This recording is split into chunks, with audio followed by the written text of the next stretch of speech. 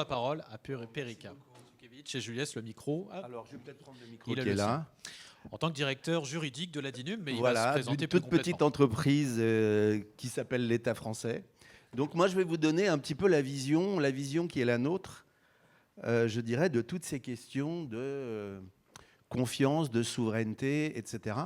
Parce que pour nous, je dirais, l'intelligence artificielle et les traitements algorithmiques au sens large du terme, c'est non seulement un objet technologique, mais c'est aussi, je dirais, un objet de gouvernance et de prise de décision, ou en tout cas d'assistant à des décisions. J'aurais envie de vous poser une petite question. Qui, dans la salle, pense que la tomate est un fruit ?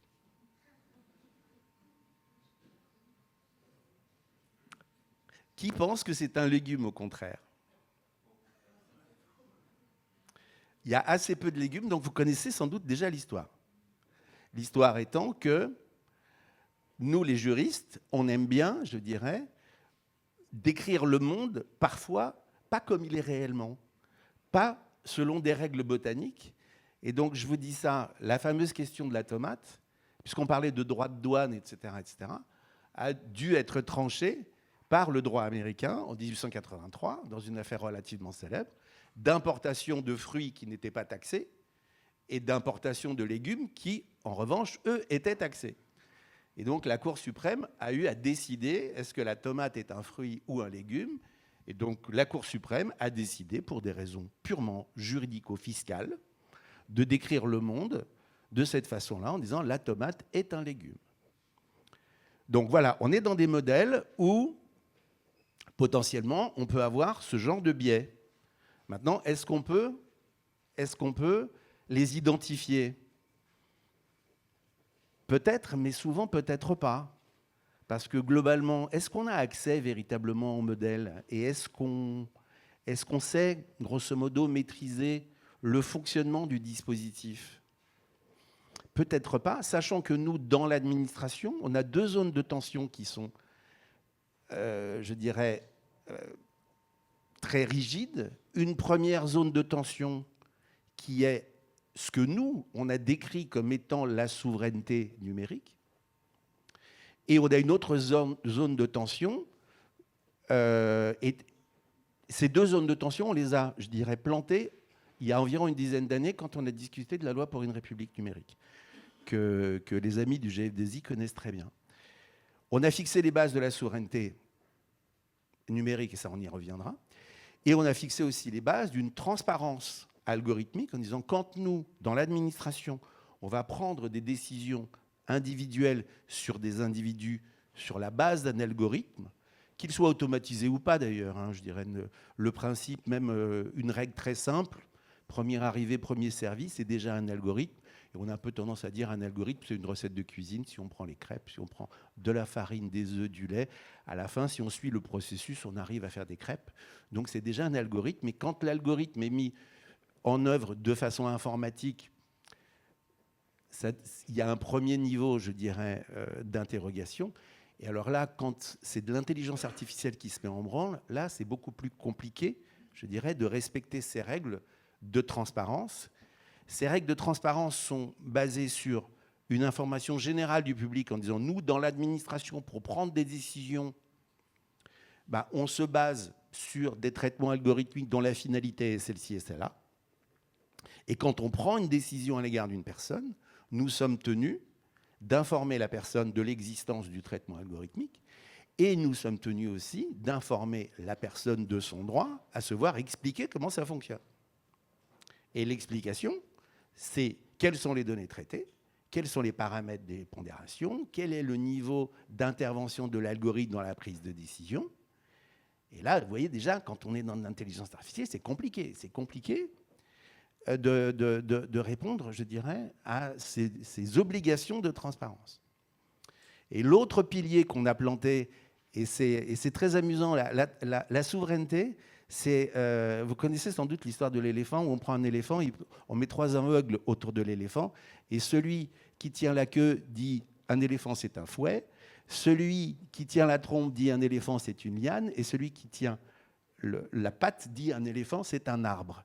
Mais en fait, la façon je dirais, de décrire ce même objet, elle est différente. Le représentant de Sens, pour lui, la souveraineté, il nous l'a dit, c'est Secnum Cloud. Moi, je dis, c'est un bout de la souveraineté, voire un tout petit bout. La souveraineté, pour nous, c'est quoi ? On a eu à définir dans la loi pour une république numérique, on a eu beaucoup de débats avec la société civile sur le libre, pas libre, etc. Les uns disaient ça doit être obligatoire, les autres disaient c'est interdit au nom du respect de la commande publique. Et puis pour sortir un peu du débat, on s'est dit mais en fait qu'est-ce qu'on veut faire ? On veut assurer, nous, dans l'administration, le service public. Et on a théorisé, je dirais, le fonctionnement du service public dans les années 30, c'est ce qu'on appelle les lois de Roland.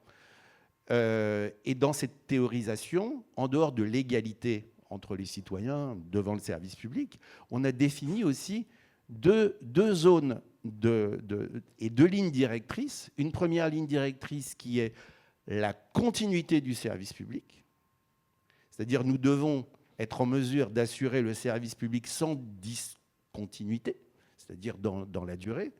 On ne va pas se retrouver dans une situation où une année on lève l'impôt et la deuxième année on n'est plus en mesure de le faire. Donc on va lever l'impôt, je dirais, de façon pérenne.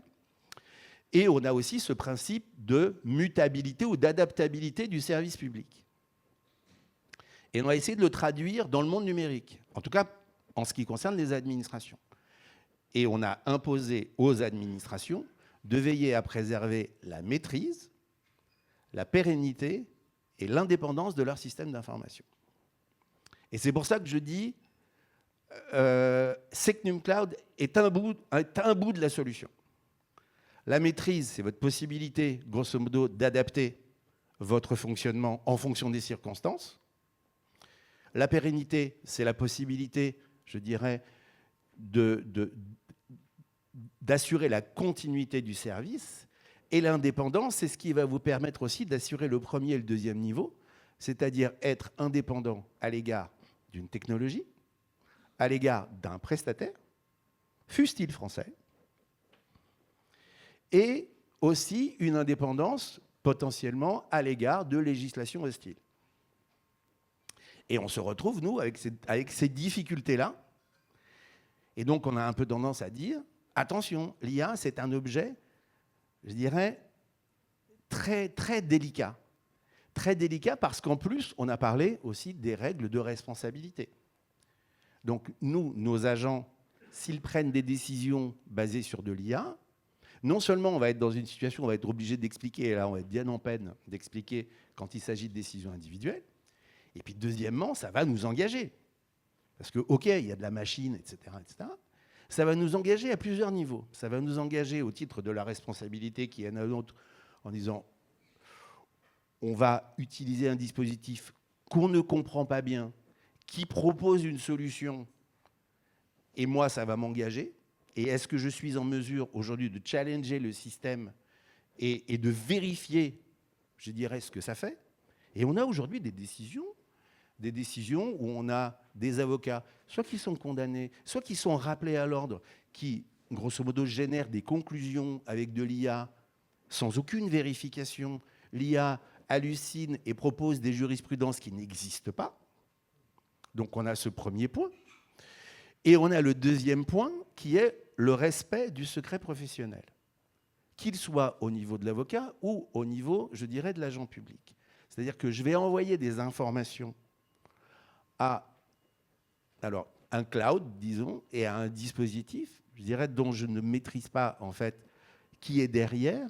Et on a déjà aussi des décisions dans le sens de envoyer des informations confidentielles, quand on est avocat, à un système d'IA non maîtrisé. C'est de la violation du secret professionnel. Donc on est dans toutes ces zones de tension. Et finalement, si on revient à cette question de confiance, parce que c'est ça le cœur de notre sujet. Donc, d'abord, première ligne de confiance, parce que la confiance, elle se bâtit sur à la fois la technologie et ce qu'on fait, en fait, de cet objet d'IA. Et comment, en fait, on le maîtrise ou comment on l'utilise. Donc, le volet cloud, sécurité, etc., sous ces aspects-là, Je ne reviendrai pas sur l'excellente présentation du représentant de sens. En revanche, nous, on a j'aurais un peu tendance, alors ça, je vais dire à titre tout à fait personnel. D'abord, je mets en garde toutes les administrations en disant, quand vous utilisez de l'IA, ne l'utilisez pas d'IA, je dirais, qui va servir à fonder une décision individuelle. Jamais. Parce que vous n'êtes pas en mesure d'assurer cette explicabilité auquel, je dirais, nos citoyens ont droit. Et n'oublions pas que tout ceci naissait aussi déjà de Parcoursup. Et c'est pour ça, en fait, qu'on a...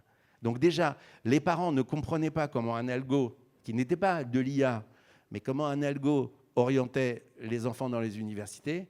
Imaginez avec de l'IA, je dirais qu'on ne maîtrise pas, voire qui est biaisé. Et avec ces fameux biais, ça nous renvoie aussi à mon troisième principe de la loi de Roland, c'est l'égalité des citoyens. Donc si j'ai un modèle qui va discriminer des citoyens, alors que moi je suis tenu, je dirais, à ces principes d'égalité, ben, ça ne marche pas non plus. Donc première recommandation, n'utilisez pas de l'IA pour prendre des décisions. Utilisez de l'IA pour vos tâches, je dirais, basiques, relativement basiques. Et autre recommandation pour assurer cette confiance, en dehors, je dirais, du fondement technologique, etc. Moi, je me focalise vraiment sur l'usage, en fait, qui est fait. Et je ne donnerai, en fait, des outils d'IA qu'à mes agents les plus performants et les plus spécialisés dans un domaine. Alors qu'on a un peu tendance à dire, bah, l'IA, c'est un truc magique, et ça va vous permettre de faire des tâches, grosso modo, que vous n'auriez jamais pu faire. Alors que moi, j'aurais plutôt tendance à tenir les discours inverses. N'utilisez ces outils qui sont très performants que pour les tâches que vous maîtrisez 100%. Parce que vous serez en mesure de vérifier, vous serez en mesure de challenger le dispositif et vous serez en mesure d'engager votre responsabilité à bon escient et non pas se retrouver complètement aveugle, lancé dans un incendie. C'est un peu ça quand on va lancer des agents avec de l'IA non maîtrisée. Et comment, troisièmement, on peut maîtriser aussi technologiquement, en disant, bah, plutôt que d'aller chercher dans ces modèles de langage, avec mon histoire de la tomate qui peuvent être relativement biaisés, essayons de focaliser, et ça, je reviens sur ce que vous disiez, vous, en disant des petites IA, des IA sur un corpus documentaire maîtrisé, que vous connaissez, etc. Donc voilà un peu les grandes lignes et un peu les zones de tension qui sont les nôtres dans l'administration. Donc, après, je dis dans l'administration, mais globalement, ces zones de tension, ce sont à peu près les mêmes dans toute organisation, et notamment dans les entreprises. Je dirais, vous devez maîtriser, je dirais, pouvoir faire évoluer votre entreprise. Vous devez être indépendant. Alors, la question qui a été posée en disant qu'est-ce qui se passerait si le partenariat avec Google était rompu, et globalement, vous nous dites, ben, il faut partir en 12 mois. Vous voyez, mon principe de pérennité, il est quand même grandement mis à mal, quoi. Si en fait, bah, grosso modo, voilà, je me retrouve dans cette situation où finalement, c'est un acteur économique.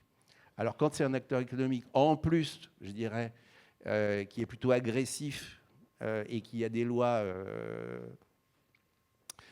qui m'obligeraient, grosso modo, à fournir des informations que je n'ai pas envie de fournir au nom de ma souveraineté, alors que de l'autre côté, au nom de la souveraineté des États-Unis, je dirais, Anthropic se voit interdit pour préserver leur souveraineté et du coup, quid de la nôtre, quoi. Donc voilà, donc, je ne sais pas si j'ai tenu 5 minutes, 10 minutes, mais voilà, si vous avez des questions, je suis à votre disposition. Merci. Est-ce qu'il y avait une première question où je me lance peut-être?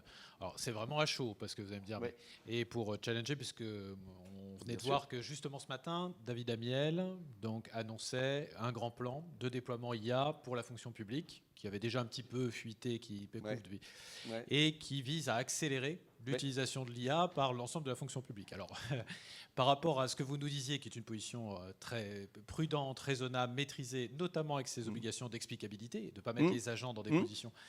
Est-ce qu'il n'y a pas il y a peut-être une tension à ce niveau-là entre ce que les opérateurs de l'État veulent et une forme d'accélération vers l'appropriation de l'IA pour le service public qui est voulu Il au y a un niveau discours politique? juridique qui est le mien, qui est plutôt prudent en disant attention, ça peut être un outil formidable, mais les risques sont grands. C'est un peu comme une molécule qui, prise à petite dose, peut être très bonne pour la santé et peut guérir, mais à haute dose peut tuer. Donc moi, j'aurais plutôt une tendance, je dirais, à sécuriser. Après, les hommes politiques sont beaucoup plus aventureux que je ne peux l'être.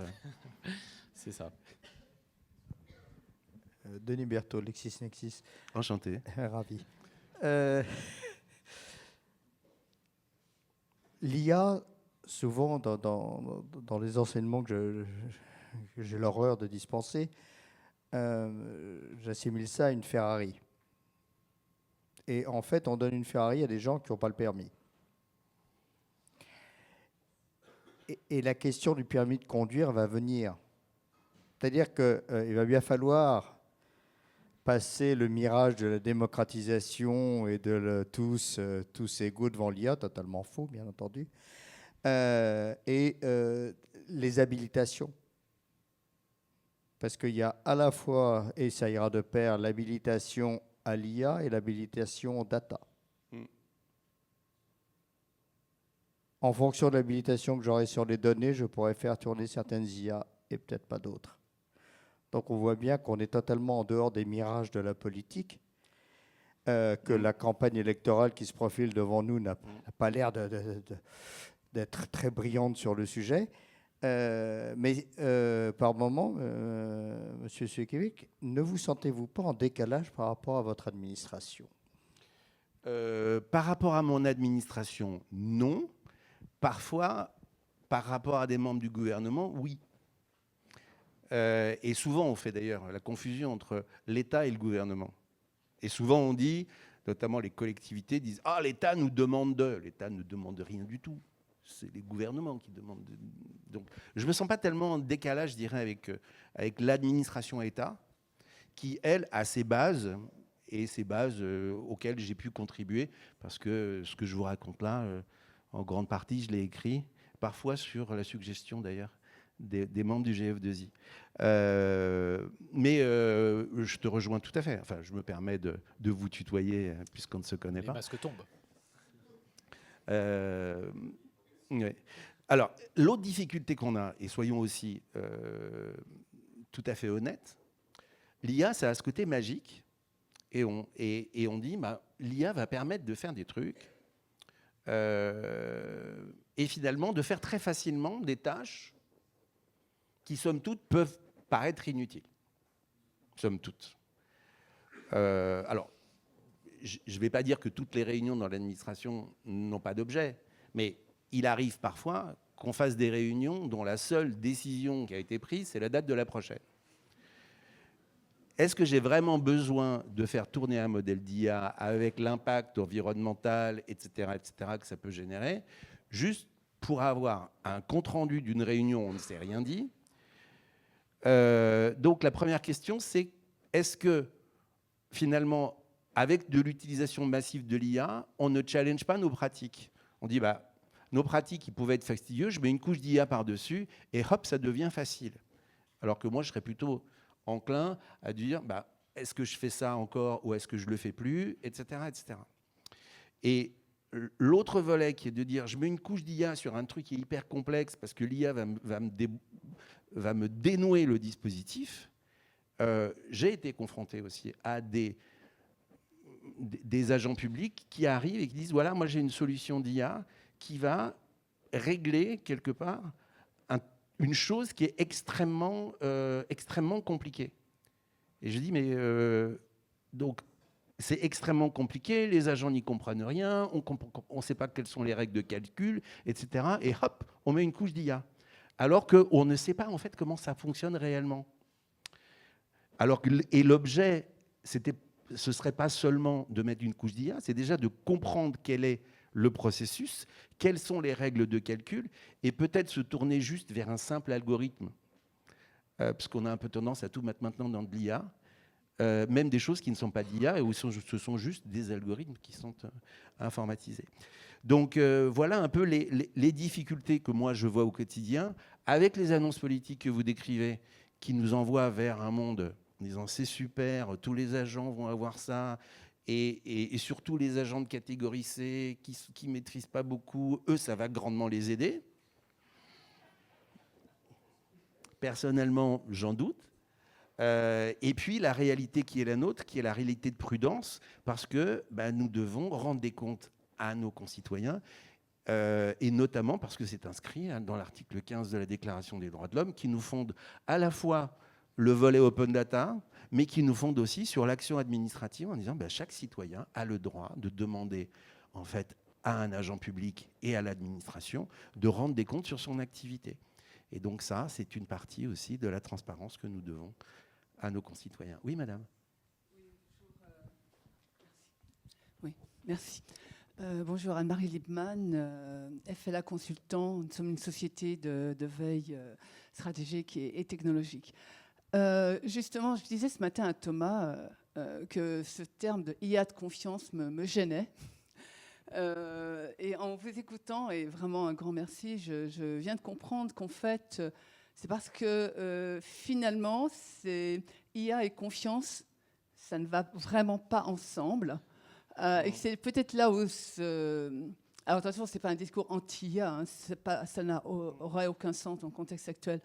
Enfin, sauf dans une perspective d'avenir, ça c'est encore autre chose. Mais en fait, l'escroquerie, si je peux dire, elle est là-dedans, dans IA de confiance. Parce que comment, finalement, ça supposerait de faire confiance au hasard, parce que ça restera toujours, en tout cas, je ne sais pas comment fonctionnera l'IA générale, en tout cas, tant qu'on sera dans la générative, on sera toujours sur du hasard. Donc, effectivement, on peut l'enrober par de millions de façons. On l'a vu ce matin, effectivement, voilà, les solutions très intelligentes qui étaient déployées pour tout cela. Mais dans le fond, effectivement, il y a de confiance, indépendamment du fait que moi, ça me renvoyait à un terme bureaucratique, régulation, etc., auquel je ne crois pas une seule seconde. Mais je me disais que finalement, c'est deux termes qui ne vont vraiment pas ensemble. Alors, est-ce que c'est toute l'IA ou est-ce que c'est l'IA générative ? Déjà, ce serait intéressant de faire la ligne de partage. Et est-ce qu'il y a des domaines où on peut raisonnablement faire confiance parce qu'il n'y a pas véritablement de grand enjeu ?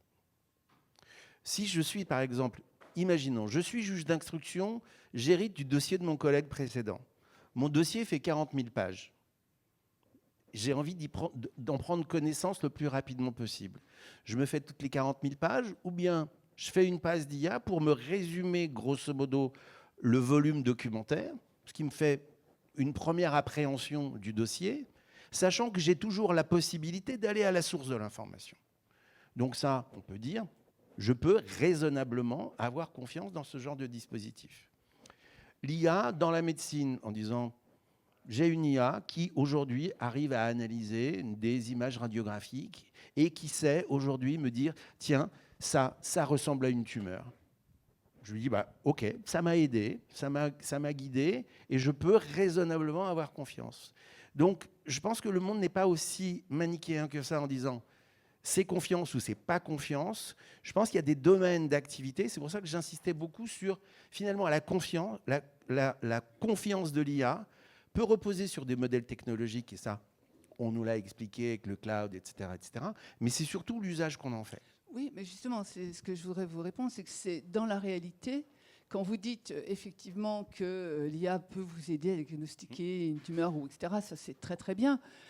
Mais effectivement, c'est utilisé en termes d'outils. On ne va pas interdire l'usage de la calculatrice, ça n'aurait vraiment aucun sens. Si vous les utilisez en termes d'outils, maintenant, si vous n'avez plus qu'une calculatrice en face de vous, vous n'allez pas pouvoir faire grand-chose. Mais vous voyez ce que je veux dire, c'est qu'effectivement, tant que cet outil pour vous aider à être bien meilleur, Mais ça suppose que vous ayez en fait, qu'en même temps, et ça c'est le gros problème actuel, c'est que effectivement l'expertise va disparaître alors qu'il faudrait être de plus en plus experts pour pouvoir justement en fait donner des résultats voilà, pérennes, fiables, enfin être dans un système pérenne et fiable. Alors cette question-là, je dirais, cette interrogation sur que va devenir, je dirais, l'expertise, on peut la même pousser plus loin en disant que va devenir l'intelligence demain. Mais ça, mettons ce côté-là hors de la confiance. Je vous rejoins tout à fait. Je vous rejoins tout à fait sur ces constats et sur le fait que, effectivement, utilisons de l'intelligence artificielle de façon très intelligente. Donnons, je dirais, des outils spécialisés aux spécialistes et donnons des outils, je dirais, généralistes aux généralistes pour arriver, grosso modo, à avoir un niveau assez équilibré, je dirais, de responsabilité. Et c'est vrai que les interventions politiques en disant l'IA va tout régler dans l'administration, ça n'aide pas non plus à avoir beaucoup de recul. Mais bon, on est dans le temps politique et c'est pour ça que dans la mesure où je suis l'État et puisqu'on est dans la pérennité de nos missions de service public, moi je suis dans un temps beaucoup plus long que le temps politique. Oui, bonjour, Frédéric Cantat de l'IGN. Je rebondis sur le principe de mutabilité évoqué tout à l'heure par vous, Périka. En forme de clin d'œil, mais aussi assez sérieusement, juste pour avoir votre éclairage sur les intentions, les objectifs qu'il y a derrière l'évolution de la DINUM en Ariane, autorité de référence sur l'IA et le numérique de l'État. Alors, je vais m'engager à titre tout à fait personnel et je vais vous livrer ce que moi j'en comprends. Parce qu'il y a une annonce du Premier ministre qui a... Alors, je vous dresse un peu le tableau. Nous avons aujourd'hui dans l'administration 2 entités. Une entité qui est dédiée au numérique, c'est la direction interministérielle du numérique, et on a une entité qui est dédiée à la transformation publique, au sens plus large du terme, que ce soit par l'intermédiaire du numérique, que ce soit par l'intermédiaire, je dirais, des sciences comportementales ou par l'intermédiaire d'organisations administratives. Donc on a ces 2 entités et le Premier ministre a annoncé le 30 avril en réaction à la fuite de données dont a été victime l'Agence nationale des titres sécurisés. En réaction à ça, il s'est rendu sur place et a annoncé la fusion des 2 entités. Après, ce qu'il a annoncé n'est pas exactement ce qui se produit aujourd'hui sur le terrain. Et sur le terrain, on a la création de ce qu'on appelle Ariane, qui serait une autorité du numérique et de l'IA au sein de l'État, et une direction du service public, là où auparavant on avait la direction interministérielle de la transformation publique. La façon dont je vois ça effectivement, comme je vous le disais, en réaction, en disant j'ai été victime d'une attaque d'une partie du SI de l'État qui est opérée par l'Agence nationale des titres sécurisés, et dans un climat géopolitique, je dirais, relativement compliqué, je décide finalement de prendre des mesures pour protéger cette partie du système d'information qui est le système d'information de l'État. Et ce que je comprends de cette décision, c'est véritablement ça. C'est un volet très protecteur et très défensif, je dirais, défensif en ce qui concerne le SI de l'État et sans doute prospectif du côté de la direction des services publics. Donc, c'est la vision que j'en ai aujourd'hui. Mais après, cette vision se traduira par la modification des textes réglementaires où là, véritablement, on passera en revue qu'est-ce qu'on fait, qu'est-ce qu'on ne fait plus, qu'est-ce qu'on renforce, comment on s'organise pour mettre en œuvre ce qu'on fait ou ce qu'on renforce, etc. Et ce qu'on ne fait plus, à qui on le transfère, à qui on le transmet, etc. Donc voilà, c'est plutôt, à mon sens, plus, je vous dis, en réaction et en protection que véritablement en projection et en prospection. Alors peut-être les dernières questions avant une petite pause bien méritée, mais d'abord Henri peut-être. Si tu m'as... Oui, c'était ça. Oui, Henri Siller à DBS. À propos de l'IA de confiance, ce que je pratique, et c'est une solution que je propose, c'est de dialoguer avec les IA et de leur demander de citer non seulement les ressources, mais même les passages sur lesquels elles appuient leur réponse. Et ça facilite d'abord le travail des experts, puisqu'ils peuvent aller consulter les sources et les passages concernés. Et puis, donc, on vérifie ainsi, d'abord, on se prémunit contre les hallucinations et on vérifie un peu ce que fait l'IA. Donc, je pense qu'on peut utiliser l'IA aussi pour avoir une vision plus claire de son propre raisonnement. Ah, mais on est complètement d'accord. Mais aujourd'hui, vous utilisez des systèmes d'IA, ils vous citent des sources. Et vous cliquez dessus, il y a un truc. Il y a un truc, mais ce n'est pas le bon truc.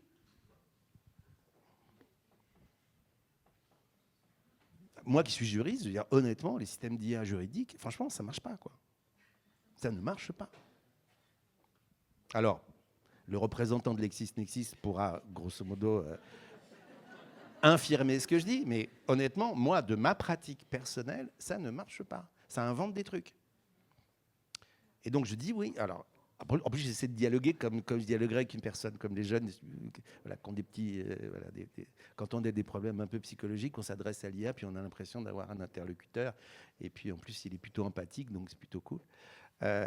Et quand je dis à l'IA, bah non, en fait, c'est n'importe quoi, tu t'es trompé. Oui, effectivement, je me suis trompé. Donc, effectivement, si on avait véritablement des IA qui sourcent véritablement, qui citent les bonnes références avec la partie, je dirais, mais le problème aujourd'hui, c'est que... Alors ça, c'est un gros problème de l'IA, c'est que l'IA est infaillible. Jamais l'IA vous dit « je ne sais pas ». Jamais. Ça fabrique un truc. Donc, alors, je ne sais pas si vous avez des modèles qui vous disent « je ne sais pas ». Mais moi, j'ai toujours utilisé des modèles qui me fabriquent quelque chose.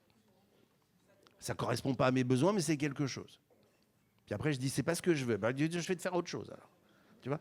Et donc voilà, effectivement, ce serait bien de pouvoir avoir des sources vraiment précises, de pouvoir s'appuyer dessus, etc. Mais là encore, pour y arriver, même si c'est de qualité, il faut quand même être en mesure de vérifier. Donc, il faut quand même être spécialiste de son domaine. Alors, excusez-moi, pour des IA qui citent, je vous conseille de rester après la pause. J'avais deux questions. Oui. C'était dans les réflexions autour de la DINUM, il y a deux choses que pour l'instant je n'ai pas vues, mais j'ai pu passer à côté tout à l'heure, et ça rejoint la discussion sur l'IA de confiance. Effectivement, il y a des IA qui sont non génératives, type sémantique, et c'est vrai que moi, personnellement, ça m'interroge de voir que, par exemple, des bonnes vieilles techniques TEFT de citation ne soient pas intégrées, fait pour des agents, pour de la réponse service public, agents catégorisés, enfin voilà. Et ça, je vois, pour l'instant, je n'ai pas vraiment vu de réflexion de la DINUM sur ce sujet. Et alors l'autre, alors oui, je suis Couperin, École des mines de Paris, pardon, et en plus bibliothèque. Et alors l'autre sujet, effectivement, c'est au niveau des données. Parce que tout le monde parle énormément des données, mais je n'ai pas entendu parler pour l'instant de politique initiée par l'État pour encourager à la bonne gestion des données. Le lien qui est fait avec les archivistes numériques en particulier me semble très faible. Et à l'heure actuelle, je peux constater dans tous les établissements de France et de Navarre des pratiques qui sont absolument épouvantables, avec des multiplications de fichiers de tous les côtés, un vague début de GDisation de tout ça, mais sans forcément renseigner très proprement. Et donc, voilà, c'est une question sur laquelle je me posais. Est-ce que la DINUM pense s'en emparer, faire des préconisations ? Elle devrait. Voilà ce que je peux vous dire. Elle devrait, mais après la DINUM et cette matière numérique de l'État, en fait, on ne sait jamais bien où la placer. Donc, soit vous la mettez auprès du Premier ministre et vous dites c'est pour une politique interministérielle. De temps en temps, on dit le numérique, c'est bien pour faire des économies. Donc, après, hop, vous vous retrouvez à Bercy avec d'autres objectifs et d'autres orientations. Ensuite, on vous dit on met tout sur le SI, donc hop, voilà, Ariane, protection du SI. Après, on dit on met tout sur la donnée, Etalab, avec toute l'histoire d'Etalab et toute l'activité d'Etalab, etc. Etalab, ça a disparu au profit. Et d'ailleurs, c'est disparu, supplanté par l'IA. On a dit l'IA a remplacé Etalab. Donc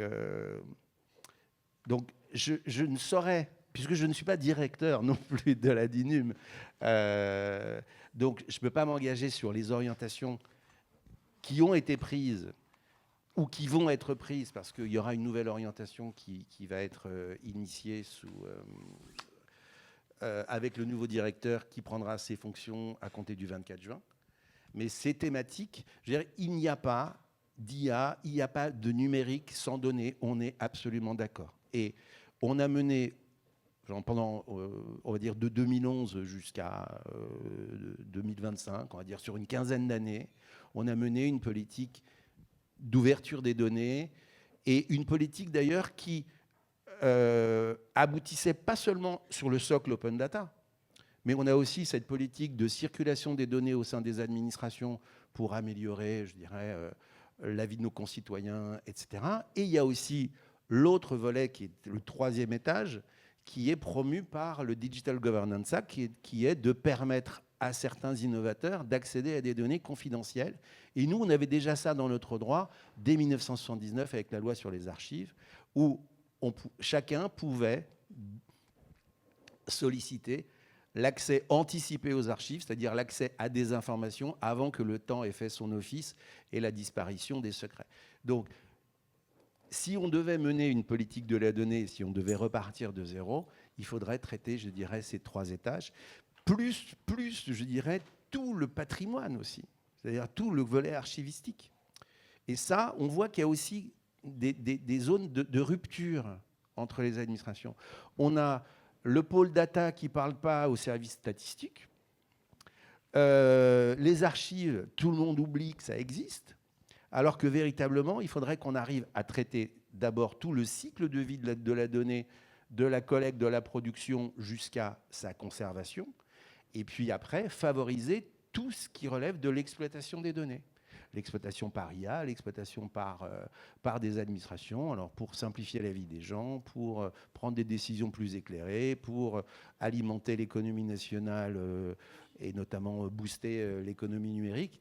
Donc voilà, si j'avais à rédiger une politique de la donnée, bah, je le ferais en ce sens-là, quoi.